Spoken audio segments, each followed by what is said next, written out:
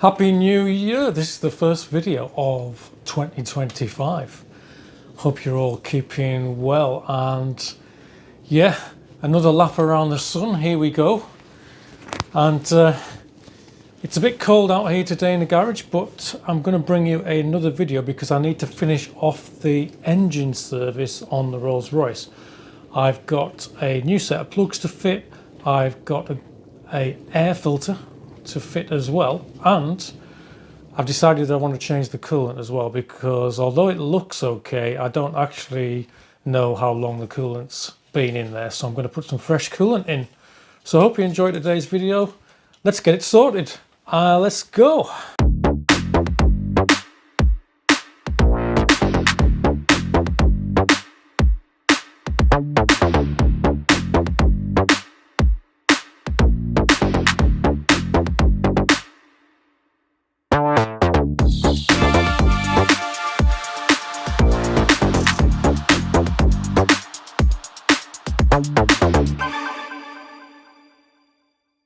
Full set of brand new plugs, NGK Iridiums, supplied by IntroCar as per usual.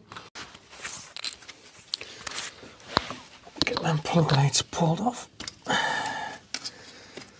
If you've been with me from the start on this, you'll remember I did take the plugs out when I first got this because I wanted to put some oil down the bores before I crank the engine, and they are a bit fiddly to get to, these spark plugs, so it's not going to be the easiest thing to film, so I won't film the whole procedure, but just giving me a bit of a chance to talk to you guys. Happy New Year for 2025. And I hope your families are all safe and well, and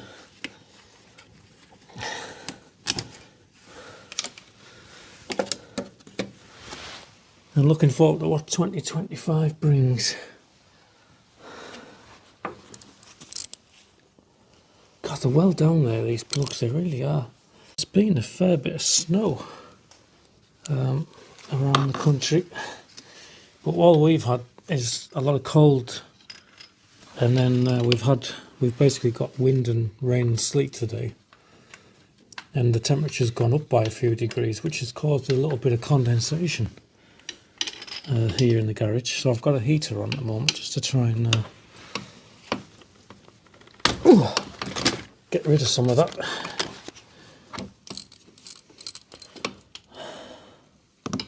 Let's get these slackened off and then we can get them wound out.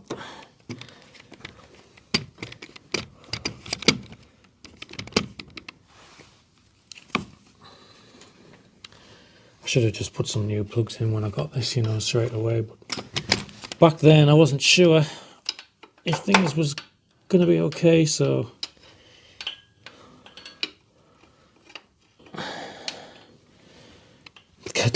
these really are awkward, these plugs, they really are. I need to just carefully re-gap these because they come out the box looking like about 0.8. But I want to run these at 0.9, so I've just widened the gap slightly. So yeah, there's the 4 plugs out of the left bank. So these are a BK, the ones that were in it, a BKR4EVX, and the new ones, which are probably superseded because these are iridium. I'm not sure whether these were old ones or iridium.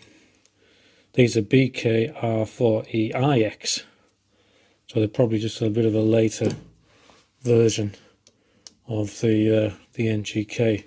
But yeah, these old ones are gapping about 0.9, or maybe a tiny bit bigger, and the engine's been running fine on those, and they've got a good colour. So that's why I wanted to put the new ones in on 0.9 rather than the 0.8 that they came out of the box. So yeah, so we'll get them put in. Now then, the age-old question: do you lubricate the threads? Some people like to put copper slip on the threads. Some people like to leave them clean. Some people put a bit of oil on. Well, I'm kind of on the fence. What I tend to do is if the plugs come out no bother and there's no corrosion on them. Now remember, it's an alloy head on these Rolls-Royces. So they don't tend to suffer with plugs getting seized in. So I think all I'm going to do is put a few drops of engine oil on the threads and wind them in. I don't think I'm going to use a copper slip.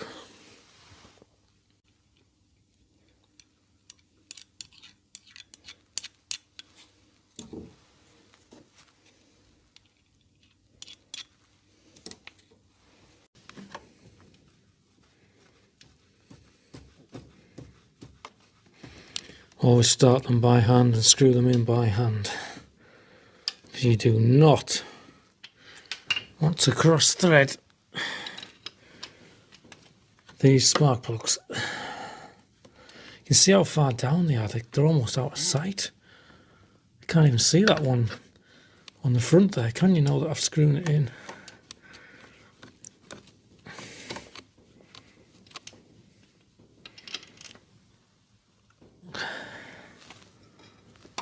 Horrible little plugs to do these.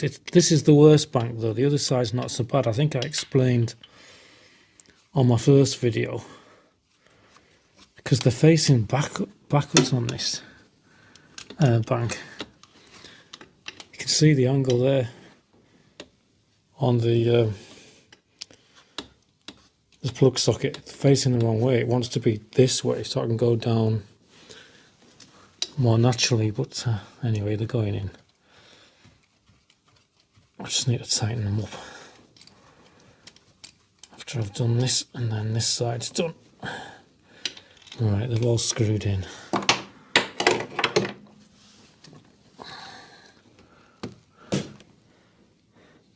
I can't. There you go. You can just see them on the edge of the edges of them there, can't you? That one there, I mean, there's just hardly any room to get your hand down to it. But yeah, and like I say, I did that end one the other week when I had these pipes off because it was easier to do. Oh, she's a beast. There we are, plug leads back on. Just the same to do again now on the other bank. Well, that's the last plug out on this bank. I'll tell you what, they're so much easier on this side to get to.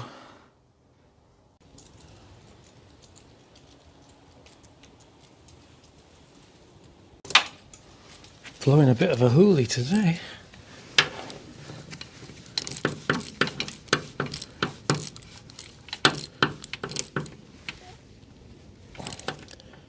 Alright, that's the last one screwed in on this side. So then, in regards to the coolant, I've got the lid off, and what I'm going to do is remove these. So there's a bleed screw on the top of the radiator which I've just unscrewed and removed. It's like a little plastic thing, and it has a little rubber seal there, and there's one of them in the bottom of the radiator as well, which I'm going to pull out, and we'll see how much coolant we get out. So there's my bung out the bottom, and I'm just getting the last dregs now. And yeah, the coolant's not in it's not too bad a colour, to be honest, but I don't know how long it's been in there, so it's going to be worth changing out. So far I've managed to get about 12 litres out, but what I'm fancying doing now is I'm going to jack the back of the car up just to tilt the engine on a bit of an angle, and that might just get a little bit more coolant out.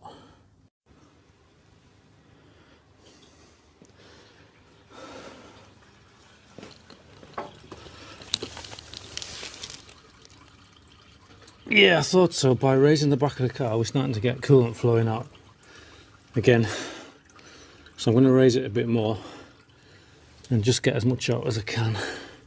So by jacking the back of the car up, we've ended up getting about 13 litres out.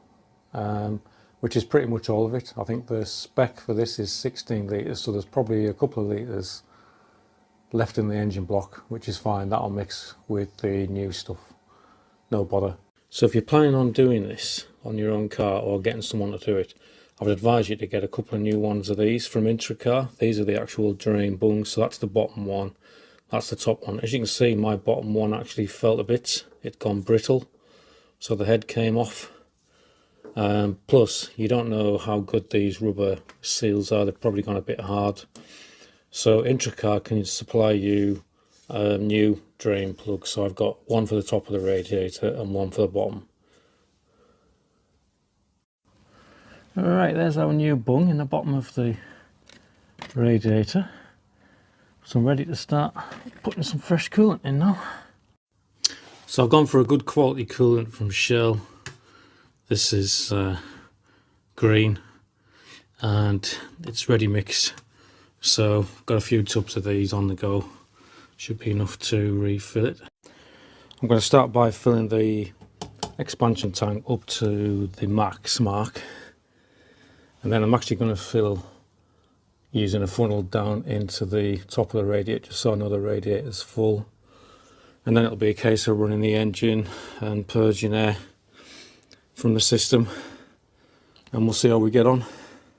So far I've put 8 litres into the header tank, and that's stopped taking coolant now, it's on the max.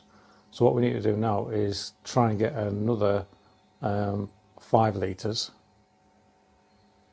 or so into the top of the radiator, which is the tricky bit because it's only a small filler, it's only a small like bleed hole, filler hole. So I'm just going to have to trickle that in bit by bit. So I've got a little funnel wedged in the top of the filler hole in the top of the radiator, and I'm just going to tip in half a litre at a time out of a smaller bottle so I can control this and just try not to spill loads.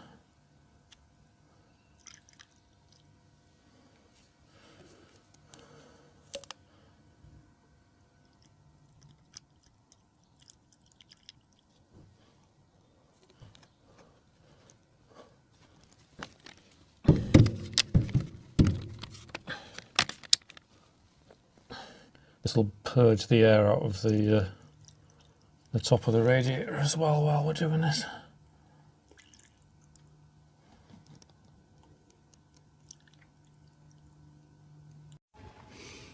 Well, I think my coolant's sorted. I filled it up to here until it started to rise in the expansion tank, because I think what happens is it gets to a point where it starts to flow down this pipe when the radiator's full. And then it starts to, which actually connects to this header tank, and then it starts to fill the tank up. So I noticed the level was starting to rise, so I stopped. I then ran the engine for a bit until I could see no more bubbles coming up in here. Then I popped the cap on and I've just ran it right up to temperature, and the level still seems to be, you can't really see it, but the level's bang on.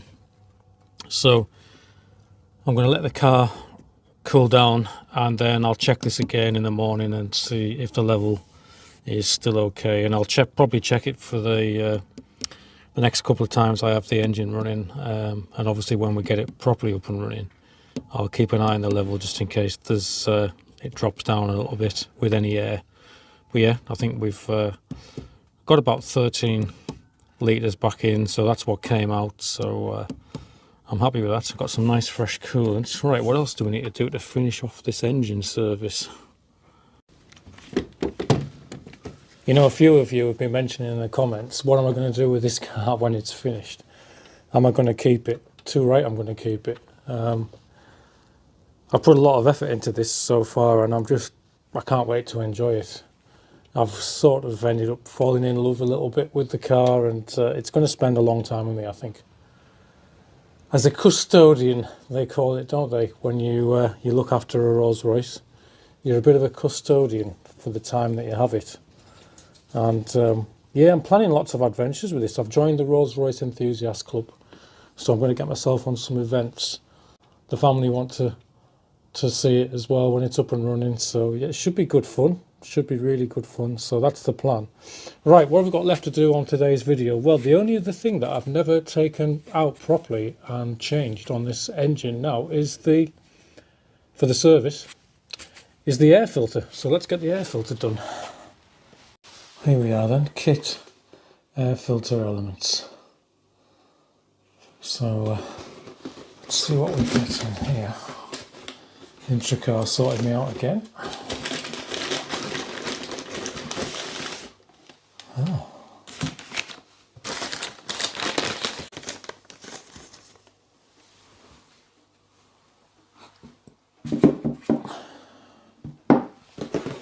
That comes with two.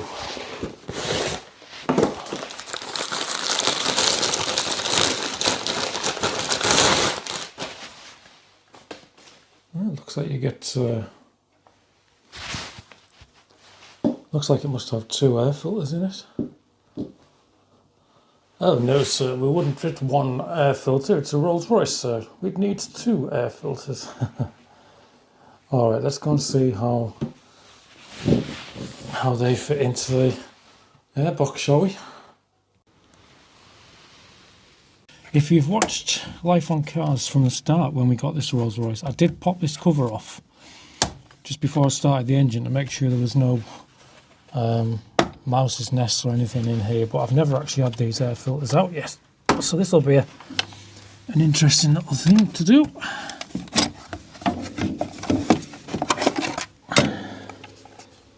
So cover off, and it looks like there's a nut that we have to unwind. I'm guessing they just go one on top of the other.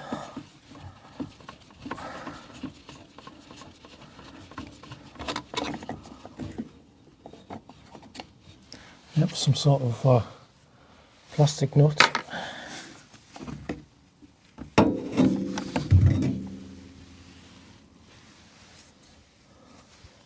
Yeah, they just sit on top of each other, I think.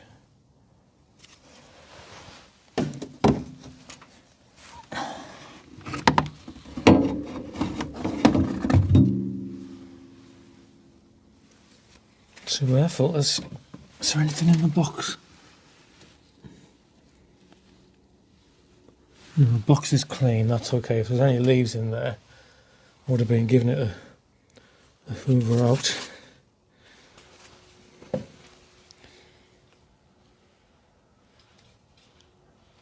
Definitely ready, look a lot cleaner than new ones.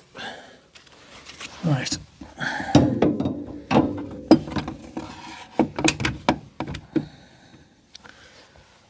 One. The second one.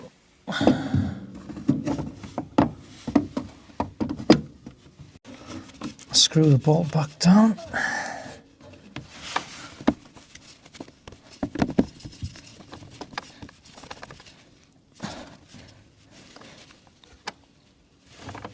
There we are. Pop the lid on.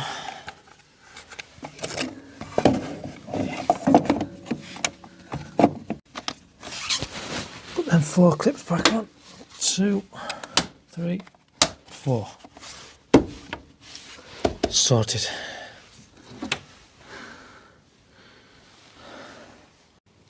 Yeah, not too bad looking, to be fair, but do the job right. Put a pair in.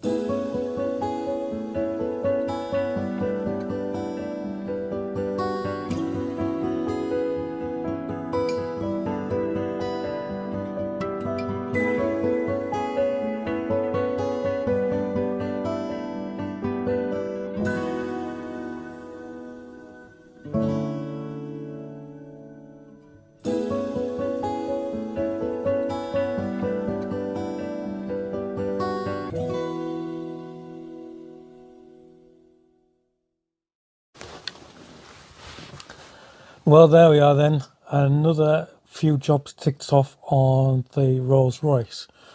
What's next? Well, I need to rebuild this passenger seat now that I've got the ECU back. So I'll probably bring you some footage of that in a future video. And yeah, starting to move on to kind of interior bits and pieces that I need to do, which I'll be sharing with you shortly. Sort the boot out, as in the boot lock and things like that. But yeah, I just can't wait for spring. I really can't wait for spring, so I can get this car on the road. That's going to be so exciting, isn't it? So I hope you enjoyed the episode, and if you did, don't forget to like and subscribe. That would be fantastic. Anyway, I just wanted to say thanks for watching, and I hope you stick with me for 2025, when we will eventually get this car up and running and across to the MOT station. So stay tuned, and I'll see you all very soon with something else on Life on Cars. Bye now. Bye bye.